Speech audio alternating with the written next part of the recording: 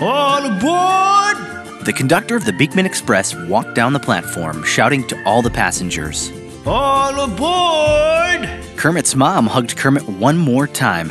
Then she kissed Fozzie on the cheek. Now you kids take care of yourselves, she said. You have your tickets and your money, right, Fozzie?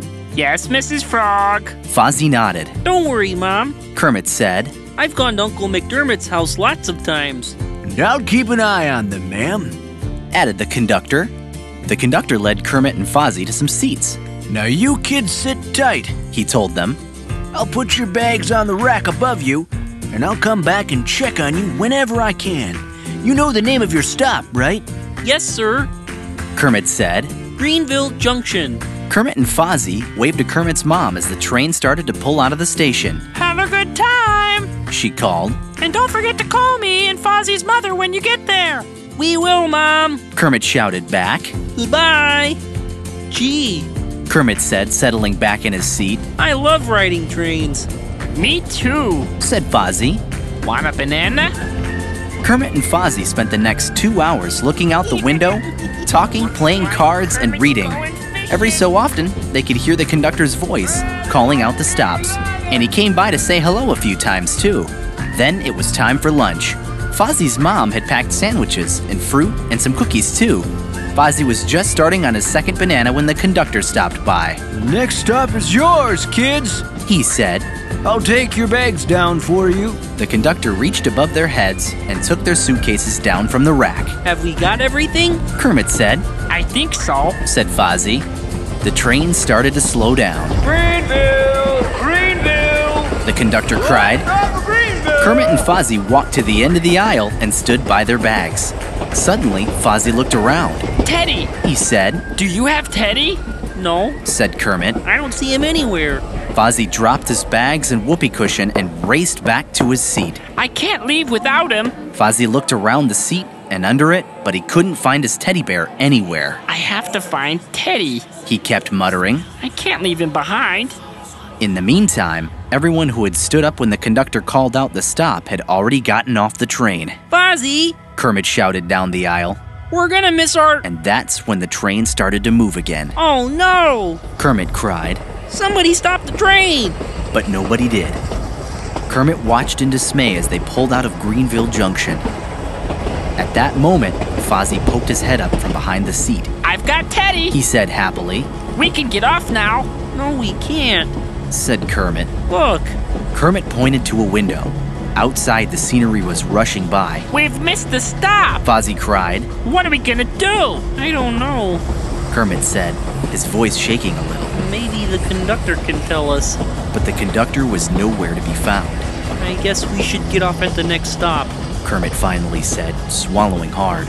Before he'd left home, Kermit had written down his Uncle McDermott's phone number, and he was carrying a quarter just in case.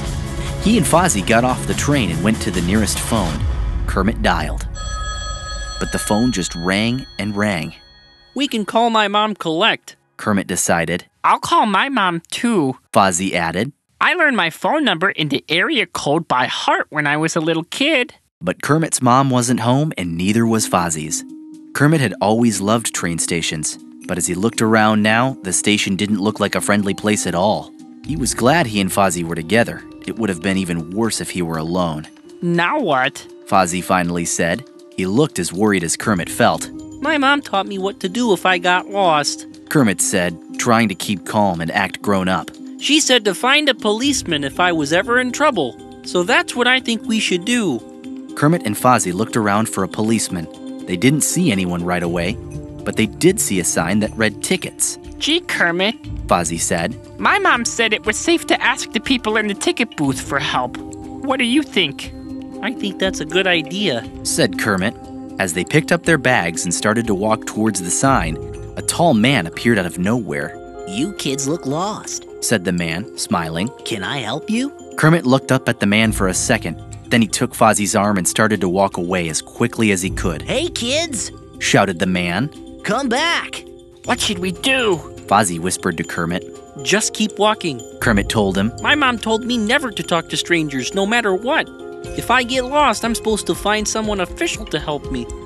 When Kermit got to the ticket booth, he looked around, but the stranger had walked away. A woman was standing behind the ticket window. She looked down at Kermit and Fozzie. Hi, kids. She said. Can I help you? You sure can. Kermit said. We're lost. Don't worry. Said the woman. I'll get a policeman over here right away. When Kermit saw the blue uniform of the policeman, he felt a whoosh of relief. Are you the kids who were lost? The policeman asked. Yes, sir. Said Kermit. Me and Fozzie here. We missed our stop on the train. Well, let's see what we can do to help. Said the policeman. Kermit explained about his Uncle McDermott and about no one being home when they called. The first thing that the policeman did was try to call their parents again. This time, Kermit's mom answered. Thank heavens, Said his mother when she heard the policeman's story. my brother McDermott just called. He was terribly worried. Just tell me where the kids are and he'll drive over and pick them up. After the policeman gave Kermit's mom directions, she asked to speak to Kermit. It was a little scary, Kermit told his mom. but we knew all the phone numbers and we didn't talk to strangers, just like you've always taught me. I'm really proud of you, Kermit. His mom replied. You did just the right things. Thanks. Said Kermit. And thanks for telling me all that stuff. If you hadn't, I wouldn't have known what to do. The policeman stayed with Kermit and Fozzie until Uncle McDermott arrived at the train station. Uncle McDermott was very glad to see them. After Kermit and Fozzie had piled into Uncle McDermott's car, Fozzie turned to his best friend. Hey, Kermit. He said. I'm really sorry for getting us into this mess. And you know what? What? Kermit asked. Next time we go on a trip, Fozzie said. I'm gonna leave Teddy at home. He shouldn't travel without Mom and Pop till he knows his phone number, too.